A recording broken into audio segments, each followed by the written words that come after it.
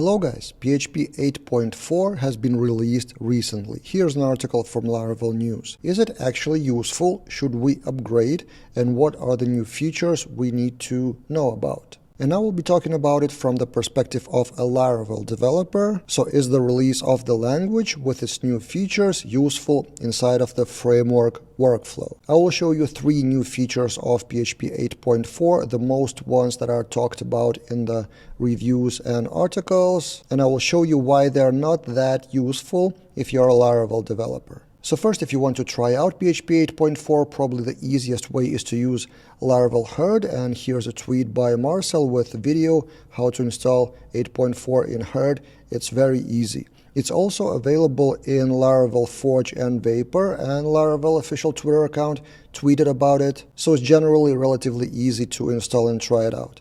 And if you want to find out about PHP 8.4 new features, as usual, the best source of that is Brent from Stitcher.io, who has been writing about PHP new features since almost the beginning of time.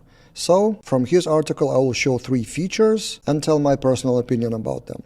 So the most talked about is property hooks. Brent is classifying it as one of the biggest changes in modern PHP history. Sounds very important. Let's see what's inside. So basically, in PHP class, you can now create properties and then have hooks for them to get the data with some logic or validation, or set the data with custom logic, or both, set and get inside of the same property. So in other words, you don't need to create separate getters and setters inside of the class. You can define it all inside of the property itself, which looks pretty cool. But what does it mean for us Laravel developers? This is a PHP syntax, and look at the class name, book view model. Does it sound familiar? And also, in which Laravel feature you have get and set? So to me, property hooks is basically the same thing as in Laravel we have accessors and mutators on eloquent models. So a typical example is a user model where you define attributes like first name or something like that. Even syntax is similar with get and also set for mutators, so it's roughly looking similar to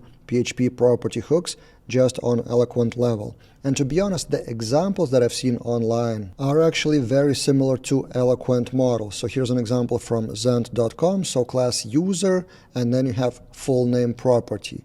Another example comes from Ash Allen, and it's also talking about class user with full name. So it does look like eloquent model for users, just in this case it's a PHP class, not eloquent class. But the typical use case of property hooks in Laravel is already covered by eloquent, in my opinion. I'm struggling to find the practical example where we would have PHP class in Laravel with getters and setters and property hooks. If you come up or find such examples, put in the comments below. But basically what I'm trying to say here is that property hooks is a great feature for PHP as a language for developers who don't use Laravel and they need to create such classes, but for Laravel we have eloquent attributes. The second new feature of PHP 8.4 that Brent is talking about is just removing 2 symbols in the code. So you don't need to have this and this anymore. Basically, the code becomes 2 symbols shorter.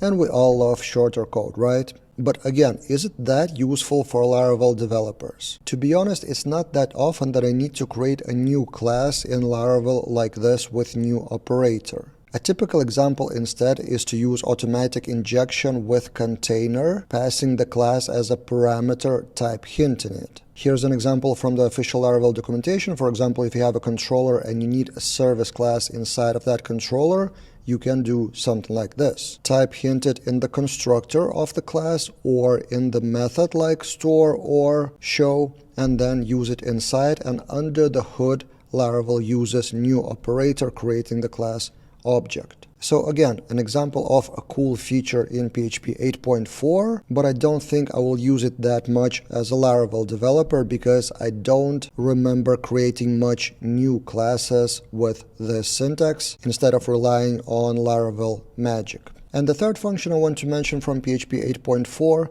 array find feature, and Brent here is describing the feeling very accurately. One of those functions that you have to wonder about, hang on, wasn't that available yet? So what array find does is you have array here, you have a callback function with some kind of condition, and then it returns the first array item that matches that condition. And yes, it was not available before PHP 8.4. But again, looking at that from Laravel developer perspective, what was available in the helpers, available methods, arrays and objects, and we have array first method, which does basically the same and even more with default value, for example. So again, will I use array find in Laravel? Maybe in some cases, but also I don't use arrays that much in Laravel. I prefer collections whenever possible. So again, a cool feature, but nothing new for Laravel developers.